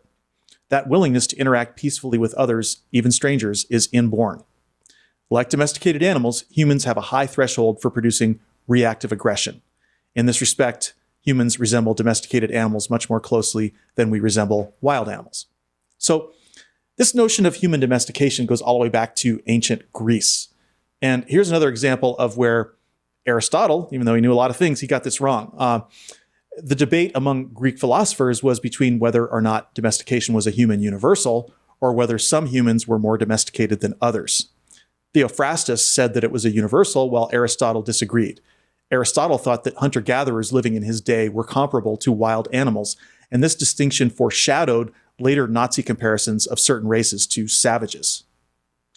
Absolutely. And Aristotle, we talk a lot about, and this is an interesting little thing, right? You and I go back and forth about meditation, but we have one thing we definitely agree on is that Buddha, right, quote unquote, and Buddhist, psychology and all this kind of stuff is the mind of a ancient mind, right? It's like a pre-science mind arriving at conclusions that are frequently wrong, right? I can forgive Aristotle, I can forgive Buddha for being wrong. I don't have as much patience for certainly modern scientific bigots. Oh God. There's just nothing there. We did a whole show about this, right? Race and IQ and genetics, and these people are unforgivable. But I can forgive Aristotle. He got a lot of things wrong. He got some things right. Yeah, absolutely. And that's true with all of the classics, right? Classic authors, some of the ancient scientists and things like that. They just didn't have our perspective. And exactly. And you can't blame them for that, right? We're standing on their shoulders. Exactly. Our entire civilization stands on their shoulders in that sense. Yeah. Well, this brings us to, if we want to start taking a look at how this sort of thought, the progression of thought, this brings us to a discussion of a man named Johann Friedrich Blumenbach. He was a German anthropologist born in 1752, and he might be considered to be one of the pioneers in evolutionary psychology. Unfortunately, he's also the one who came up with racial classifications, including the term Caucasian. So sometimes he gets wrongly accused of having invented racism, when in fact he was a huge anti-racist. He was a huge abolitionist who absolutely abhorred slavery. So, I also point out that no one needs to invent racism. Racism is we're built with that shit, right? You know what I mean? Yeah, of course. But I guess he, in the book, it talked about him having gotten a lot of flack for having invented these terms, these classifications that kind of gave people a framework to hang their bigotry on. Exactly. But in fact, he wasn't like that at all. He was like, he thought about race like you and I do. Exactly. Because he made the early claim that all so-called races were equally intelligent, which is very important. So, revolutionary at the time. Yeah, because his 18th century critics, like Aristotle, insisted that the world was full of uncivilized people who they considered undomesticated. So that would have been anybody not living in Europe, basically. Yeah, exactly. Basically. Right. That's a lot of people. And there's an interesting sort of diversion that happened. There was because among these people who were so into this idea of primitive humans, there was a biologist named Carl von Linné, also known as Linnaeus. He actually thought that uncivilized humans were a separate species, and he called them Homo sapiens ferus, as in feral. Weird thing, yeah. It's so weird. But even Rousseau, Rousseau is so loved by liberals, and he was the one who bought into this separate species idea, and this whole idea of wild children caused quite a stir in Europe. And these wild children had grown up naked and alone in the woods, or so they thought, and they were thought to be examples of this Homo sapiens ferus. And unlike the exotic so-called savages from other lands, wild children were an immediate scientific curiosity who could be captured and studied. And Blumenbach didn't buy this at all. He decided to do some detective work because you know how many famous frauds there are throughout history, scientific frauds and just giant frauds where people aren't who they say they are. Well, this was the same thing with the wild children, because there was this one kid who he'd been discovered in the forest in 1724 about the age of 12. And his name was Peter of Hameln. And he was obviously uncivilized. He ate forest plants and he had no language. He urinated and defecated in public, and he slept on all fours. And so he was seemingly a perfect example of this modern undomesticated human. But Blumenbach checked out the story, and he found out that the boy grew up in a nearby village. He'd been beaten as a child. He was mentally handicapped. After being kicked out of his home by an abusive stepmother, the boy had learned to survive in the woods. And he couldn't talk because he was mentally disabled, not because he was undomesticated. So it turned out that the whole wild children story was a real self-serving myth. It was spun by people who lacked a scientific understanding of genetics or humanity. And they wanted to see parallels between these curiosities, these local European savages, and the people they looked down upon in distant lands. Yeah. And I think, first of all, this is the concept that Germany had, quote, wild children living in the woods. It's fucking nuts. I mean, like, what? I mean, what? This is fucking Mowgli, like Jungle Book here? I mean, what are we talking about? I mean, this is madness to me. It just boggles my modern mind to even put my mind around that. But look, I mean, at the end of the day, what I keep finding as I look through history, and as you know, we're both really into history because I think history puts today into context, and that is critical. And there is no lengths that people won't go to justify exploiting less powerful people. It is people will twist themselves into logical, ethical knots to justify their exploitation of other people, and this is usually driven by some form of capitalism. Well, look, I mean, this is also a classic folk tale, right? I mean, this is where you come up with things like the blood libel, this idea, these lurid ideas, of just crazy shit like, oh, they're drinking the blood of children. Oh, this guy was born in the woods. They're just hoaxes. They're just historical hoaxes that people hang their hat on to justify just horrific beliefs. So exactly. It's so funny because when I was a kid, there's actually this movie called The Wild Child, and there's been actually a number of other films and documentaries produced on these supposedly wild children, and this myth didn't die. Right. That's wild. People have been into it. I mean, people at the church were into it. Sure.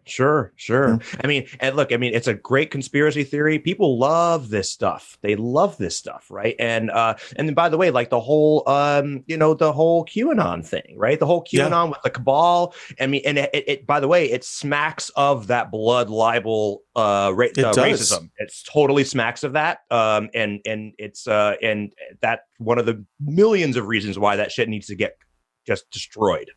Well, it goes back to hierarchy, right? Everybody loves someone to look down on. And great point. Who is the absolute worst character in any civilized society? A child molester. Molester, rapist, etc. If you can equate your enemies with a child molester, it's like it's just all part of this same fucking race to the bottom. Yeah, and they throw it all. I love that with QAnon they really just really turned on the gas with it. Not only we're talking about pedophiles, rapists, and also cannibals. Like, wow, those are like the three worst possible things you can be in our society. We threw them all together. I mean, this is it. It's just all about demonization, looking down. I mean, it's not that different from the war propaganda where the enemy is portrayed as rats. Exactly. Things like that. Yep. So, okay, back to Blumenbach. He didn't get everything right. He never solved the mystery of how humans were domesticated. And in his writings, he kind of fell back on a soft creationism. He attributed human domesticated behavior to either we were domesticated by a vanished superhuman species, right? You hear this kind of crap in the Atlantis conspiracies. Yes, that's right. That's right. When giants walk the earth, right? This kind of stuff. Totally. Yep. So if you can't figure out how we were domesticated, you have to chalk it up to some mysterious ancient race or ultimately aliens, There's gods. Any explanation, any god of the gaps that you can use to fill, this mystery, really, frankly. Yep. Science solves mysteries, but you sometimes have to wait. You're going to have to wait. Exactly. You might not ever know your whole life, but eventually we'll get there. Yeah. So Blumenbach died nearly 20 years before Charles Darwin introduced his theory of evolution by natural selection in The Origin of Species. Darwin later wrote a 2-volume series, not a lot of people know this, on domestication. And in this, he wasn't content with Blumenbach's supernatural explanation, but he couldn't come up with a better one either. And the closest Darwin came was he recounted an episode where King William I of Prussia had tried to create an army of only extremely tall men. I mean, this is a fucking crazy story. Crazy story. First, this King William he tried to capture tall men for his army, and he was brutal. I mean, he like hunted down all the tall men in the kingdom and brought them to his court and tried to, to impress them into the army. Well, imagine these people had lives, right? Yeah, families. Fucking crazy. A lot of them tried to escape. Some did, and he hunted them down again and tortured them to come back and form this army. I mean, morale must have been terrible, right? Yeah, Jesus. Fucking A. When he couldn't get enough tall men by capturing them, he tried to breed them. So he would capture tall women, make them breed with the tall men, and that didn't really work either, since really tallness has nothing to do with being a good soldier. So right, turns out. It was a disaster. And as a result, Darwin concluded that artificial selection for human domestication wouldn't have worked. He saw an irrevocable difference between animals which had been domesticated by humans versus humans who couldn't possibly have been artificially selected. So this led Darwin to agree with Aristotle that some humans were more domesticated than others. Wrangham writes about this: Darwin regarded the idea that humans are domesticated animals as a double failure. Not only was there no mechanism for human domestication, but also humans did not follow the patterns of domesticated animals. Darwin accordingly rejected Blumenbach's concept. In the intellectual excitement following the publication of On the Origin of Species, Darwin was only one of many people thinking about the significance of evolutionary theories for human behavior. For the essayist Walter Bagehot, the contrast of human docility with the aggressiveness of wild animals was too fascinating to ignore. In an 1872 treatise on the theory of political evolution, which Darwin admired and annotated carefully, Bagehot wrote, "Man was obliged to be his own domesticator. He had to tame himself." Mm-hmm. So Blumenbach's idea did not vanish entirely, but Bagehot was a journalist. He did nothing with his speculation about human domestication. Perhaps Darwin's skepticism discouraged further thinking on the matter. At any rate, for a few decades, there was little mention of the idea. Yeah, obviously we all look up to Darwin. I mean, the fish, right? The whole fucking thing.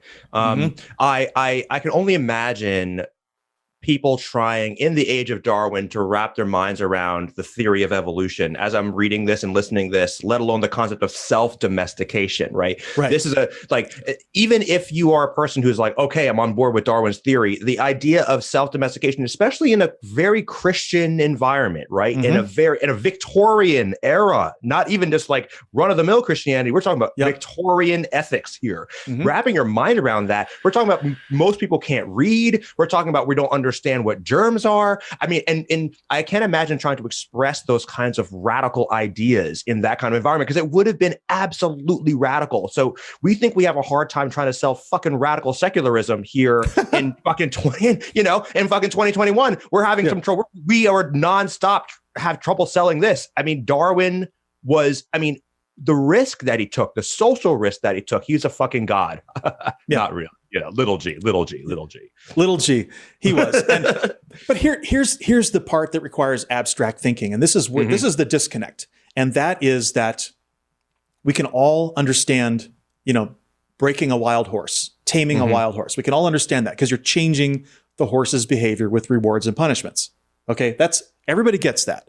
Right. But they don't understand how selection changes not only the behavior, but the nature of the animal over multiple generations. This is the size of the brain, the size of the skull, like literal physiological changes. Yeah. I mean, a lot of Christians, they're like, well, how did eyes form? Or how did, these things like that. They can't understand physical changes. Okay. Now you're asking them to understand mental changes. They can't do it. They can't do it. And it requires a level of abstraction of understanding that in an evolutionary chain, no individual animal changes. Right. It doesn't happen. Right. You take the ones that are more docile and you only breed those. That's how it works. Exactly. That's how it works. So I don't know why. I have no problem understanding it. You have no problem understanding it, but a lot of people just can't get there. And don't want to, right? Because I think it has to do a lot to do with being willing to challenge what you already believe. Yep. And that is impossible under Christianity. You are already told what you believe. So if you're unwilling to challenge those things, you and I grew up in an environment where we were encouraged not to challenge things, but then did. And now we understand the damage and the danger of not challenging your assumptions, right? And so that is a step too far for certainly hardcore Christians, but also just run-of-the-mill Christians, right? That is a bridge too far for a lot of people. It is. And so we can see how this all works, where people who can't make that connection, okay, they're ripe for buying into Nazi ideologies. And this is where, Aristotle and Darwin, who we love, but they were wrong about this. Yep. They brought us smack dab into the horror of Nazi eugenics. Wrangham writes, calamitously, however, when the idea of human domestication reappeared in the early 20th century, it was not Blumenbach's universal version that became the focus.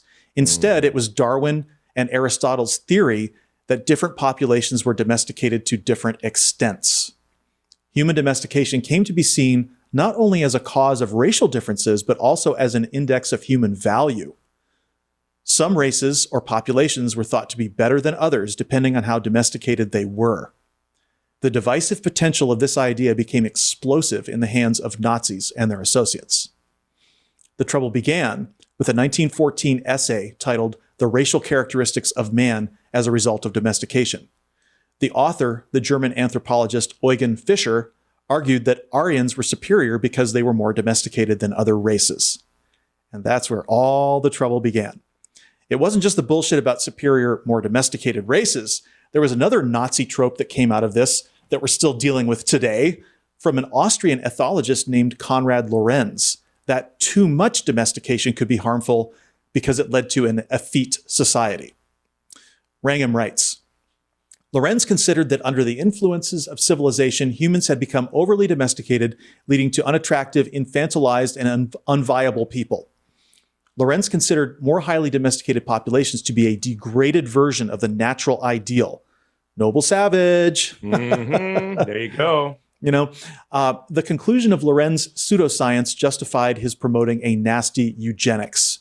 For Lorenz, domestication was the source of degeneration. He therefore argued that civilization would decay unless self-conscious, scientifically based race politics prevents it. Lorenz is sometimes said to have perverted his biology in order to satisfy wartime Germany's Nazi masters, but in spite of intense post-war criticism, his commitment to the degradation theory of domestication outlasted Hitler. In the 1970s, he told his biographer Alec Nisbet, the great devil he was fighting then and is still fighting is the progressive self-domestication of humanity. Wow. It's just it's a wow moment, because this statement could be ripped right out of the 21st century alt-right stormfront Nazi movement with its criticism of feminized men and soy boy liberals, right? It's not a coincidence that the so-called scientific racism movement both demonizes people it looks down on as savages and decries too much civilizing domestication. Seeming contradictions like this are the essence of modern fascism, with its attempts to have it both ways, to both dictate the boundaries of acceptable reality and also to normalize doublespeak and doublethink, right? Mm-hmm. It's kind of a call to engage in a measured barbarism, right? Direct this barbarism at the enemies of fascism, which include anyone they deem to be inferior or anyone who is so over-civilized as to defend those who fascists consider to be inferior. Yeah, absolutely. And, I was reminded as you were speaking about several things, but one of the things that I was thinking of was I lost that one, but it does remind me of Stormfront from episode 28 when we talked about the boys, right? Because you mentioned Stormfront, and I'm reminded also of episode 21 where we discussed race, genetics, and IQ. Everybody should go check out those episodes; they're very good. They're available on YouTube and also on our Captivate page. And anywhere you get your podcasts. But I think it's generally remarkable to see the Trump alpha male thing as connected to Nazi ideas, right? This idea of like manhood and like chest beating. And I also find it really interesting as I read about chimpanzees, how much that Trumpian behavior is reflected in Trump. It reflects that chimpanzee behavior. All of this just goes to show that the right will always sort of co-opt and pervert anything, right? Like we can acknowledge, and we did in Race and IQ that episode, right? That some people are smarter than other people, right? It doesn't mean that they're inherently so, but it's a fact. Some people are smarter than other people, and we can agree on that, but also agree that it doesn't mean that they should be treated differently. It doesn't mean that they don't deserve rights. It doesn't mean that they do deserve barbarism, right? And I think that is sort of the line that the Nazism and the right has crossed. Social Darwinism, right? Yeah. These ideas, these are the kind of ideas that they shoehorn these ideas in, or sort of bootstrap these ideas by relying on these kind of legitimate scientific conclusions. Well, and this is the point. It's like, their social Darwinism is only about their specific definition of fitness, right? Because it doesn't include savages, right? Right? Because savages will kick your ass. Yeah, exactly. And go into their world and try to survive, right? Go into the rainforest and you try to survive there. Yeah, and it doesn't include educated liberals who will run circles around you intellectually, right? Exactly. So it's like they want to define this middle where they get to say what barbarism is acceptable and what violence is acceptable to use to essentially have the kind of world that they want. Yep. That's absolutely right. And it's always bad faith, man. It's always bad faith. And this brings me back to McConnell for a second here, right? If you give him, if you say, all right, let's split this 50-50, he'll be like, all right, I'll take your 50 and then not give you 50. And then you can say again, all right, well, why don't you give me 70, right? And or you give me 30 and I'll give you 70. Like he will continue to act in bad faith. Moving the goalposts, constantly moving the goalposts. And so this is why you can't trust. This is why appeasement doesn't work, right? This is why I said at the top of the show, I really hope that Biden gets that Democrats finally have gotten through their head that you cannot negotiate with people who are acting always in bad faith. And fascists are always acting in bad faith. Always, Sean, always. All right, let's move on to our final section. This is chapter 4 called Breeding Peace. I'm not going to spend too much time on this because we've already covered a lot of it, but you need to understand the general gist of the experiment where this was kind of proved. And so let's review a little bit. Domestication is a form of evolution by artificial selection, not Darwin's natural selection, artificial selection. And it occurs in both humans and other animals, either through selective breeding, where you pick the ones that are docile and you breed them, or as we mentioned in episode 29, through selective culling of violent troublemakers. So you take those guys out of the gene pool. That's how it works. And that's what we did as humans. That's how we self-domesticated. Fascinating stuff. In this chapter, Wrangham documents an experiment conducted in 1959 by Soviet geneticist Dmitri Belyaev on silver-haired foxes. Now, I first need to say a few words about the courage of Dmitri Belyaev, since the field of genetics itself was condemned by Stalin as a form of Western imperialism. So he cut off that whole area of scientific inquiry into genetics. And, so much so that Belyaev's elder brother, Nikolai, who was also a geneticist, he'd been arrested and shot by Stalin in 1937 just because he was a geneticist, not because he did anything wrong. So the younger Belyaev had to persevere against overwhelming odds just to be able to do science. And this is, of course, also against the backdrop of Lysenkoism, which is a dangerous bastardization of crop genetics that had led to a disastrous famine that killed millions in the Soviet Union in the early 1930s. Then to make matters worse, China adopted Lysenko's methods in the 1950s and killed, I think it was 15 million more through starvation. Insane. So adoption of pseudoscience is one of the worst possible outcomes of any totalitarian regime.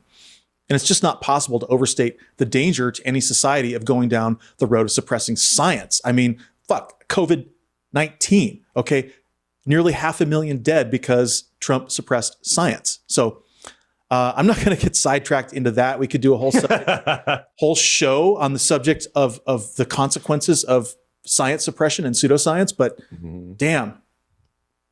Just disastrous policies, right? And this, Stalin just continued to shoot himself in the foot in this way, right? I mean, one of the reasons why the Soviet Union was so unprepared for World War II was because of the purges, right? He got rid of all the good generals because he didn't trust them, right? So this kind purges of and the famine, purges and the famine. Yeah. Absolutely. These sort of things, and just shoot yourself in the fucking foot. It's disastrous. At least modern China seems to have learned from the Mao era mistakes. So definitely still authoritarian, but also they're okay with science. Because look, if you want to run a lasting, successful authoritarian regime, you better accept science and some form of capitalism. You better, or you're going to lose. You're going to lose. And so it can't, I mean, there's so many cautionary tales about this, about the carnage that results from rejecting science. And we might be walking into another one with climate change. Absolutely. And the biggest one ever with climate change, ever, by far. The consequences of climate change denial could be in the billions of human lives. Absolutely. It's not even an exaggeration. It's not even a slight exaggeration. No. And tens of trillions of dollars of lost value. Or even quadrillion. I mean, what's human civilization worth? I figure it's probably worth at least 1 quadrillion, maybe more. Yeah, I agree. Absolutely. In terms of lost wealth, the numbers are astonishing. And we're walking right into it. We know already. And I know I don't tell you this, but that we are already experiencing climate change. Even if we became carbon neutral today, we already have to deal with the consequences of this, and we're nowhere near that. So, and we're paying for it now. We're actually paying for it right now, and that the costs are gonna. It's like a COVID curve. The costs are just going to escalate exponentially. That's right, exponentially, absolutely. Yeah. So, all right, let's get back to Belyaev's fox experiments. Basically, what he did. It's pretty simple, but it's pretty ingenious. He tested young foxes by having a stranger approach their cage and measuring their reaction. Wrangham describes it. Most foxes responded by growling and trying to bite. A small proportion, about 1 in 10, were less fearful and more friendly than the others. They were chosen as the first breeders, 100 females and 30 males. Once the foxes started breeding, Belyaev asked his team to assess the pups rather than the adults. Experimenters offered food to young pups while trying to stroke and handle them at the same time. The calmest pups tolerated this treatment without snarling. About 20% of females and 5% of males were judged to be especially tame, and they would be selected for the new mating pool. Year after year, Belyaev's team followed this protocol. In the first 50 years, now that's a long experiment, right? Long experiment. It's like your entire career. I mean, that's like 2 careers. Yeah. They tested about 50,000 pups, or about 1,000 per year. Some 200 were chosen each year for breeding. So, over multiple generations, the foxes became incredibly docile and domesticated. By the 6th generation, the silver-haired foxes began to behave almost like domesticated dogs. Many of them wagged their tails, they approached experimenters to sniff and lick them, and they whimpered to attract attention. By the 35th generation, 80% of the foxes were domesticated, so much so that the American Kennel Club began to approve the import of domesticated silver foxes as pets. It's remarkable. It's just, science is so fucking cool. It really is. And, as I read a part of this book, I couldn't stop thinking about my cat's little white patches and how cute they are, and their little noses and their little foots. We'll talk about that next. Yeah, well, something really interesting happened because they started out just breeding for temperament, right? And sure. But then the silver foxes started to develop distinctive coloring, such as a light spot on the forehead between the ears, known as the star mutation. And he goes into a lot of detail about this, which I'm not going to here, but he basically, there's all these different traits that are related to domestication, but that have no adaptive value at all, right? It's the same thing like male nipples. Why do we have nipples? We don't need them. So, but there are a lot of mutations like that, happen when you domesticate, right? So I found that fascinating. Absolutely, it is fascinating. Like they're not evolutionary useful. They're just byproducts essentially. So with the foxes, one of the accidental things that kind of happened is they began to breed more rapidly, and they got floppy ears and smaller skulls, and their teeth and jaws changed, reflecting a less aggressive bite. So this sort of holds clues to many of the non-adaptive changes that occurred to humans as a result of our self-domestication, in which the shape of our heads and faces changed. Our jaws got way smaller. Size differences between males and females have been reduced. We lost most of our body hair. So Wrangham covers this in later chapters. We'll talk about that. We'll go deeply into that. But I want to wrap up today's show by talking about some of the 21st century research findings that have nailed down the mechanisms for the evolutionary changes involved in domestication. Wrangham writes, by showing that selection for docility toward humans can generate the domestication syndrome, Belyaev's study gave an invigorating new explanation for otherwise puzzling distribution of many features. His speculation had been right. The evolution of tameness depends on changing a set of biological systems affecting emotional reactivity, and those systems have secondary effects on a series of other traits. White patches of fur happen to be one of those traits. So are short faces, smaller teeth, smaller brains, faster reproductive cycles, and floppy ears. Two biological systems, it has been argued, influence every feature of the domestication syndrome and therefore explain its very existence. These two systems are basic to the lives of every mammal and closely related to each other. They are the pattern of neural-crest cell migration and the hormonal control exerted by the thyroid gland. So, bottom line, without getting into too much detail, selective breeding for domestication introduces major evolutionary changes. Domestication, remember, it's not the same as taming. It's not about changing behavior. It's about changing our genes. So, humans have become far less violent, not through social or cultural influence, but because we changed our gene pool by eliminating the most violent members of our species. Peaceful humans then ended up developing a whole new genetic makeup over hundreds or thousands of generations, leading to major changes in our bodies and appearance. What a fascinating story this is, the goodness paradox. We'll pick up where we left off in a few weeks. I'm looking forward to it. And that's our show for today. Any final thoughts? Yeah, well, first of all, thanks for doing the work of putting this together. I think it's super interesting. As I'm a big science geek, and I think it's important that we connect for people why science is relevant to our day-to-day lives. And this, I hope, does that, to see that, like, look, there are reasons why we do what we do. There's the reasons why we are where we are, and we don't have to rely on magic or some fanciful ideas of how the world works to explain it. And I think that's great. So this was a lot of fun. It's always a lot of fun. Yeah, thank you. I mean, it's like I love not just when I working on these shows, but also I love the conversation that you and I have. It's always really great to discuss it because so many other things come up. So exactly, I'm grateful to be doing this. We'll keep banging the drum. I want to remind everyone to make sure and subscribe to the podcast. We're available on all the major podcast channels. We work really hard to bring you great content every week, and of course, we really enjoy it. We don't do any advertising, so we need you to advertise for us. Follow us on social media, leave us a rating, write a review, talk about our show, tell your friends and family. Word of mouth really matters. And of course, email us. We love getting your emails. So thanks everyone for being here. And remember, wherever you are, you can be radically secular.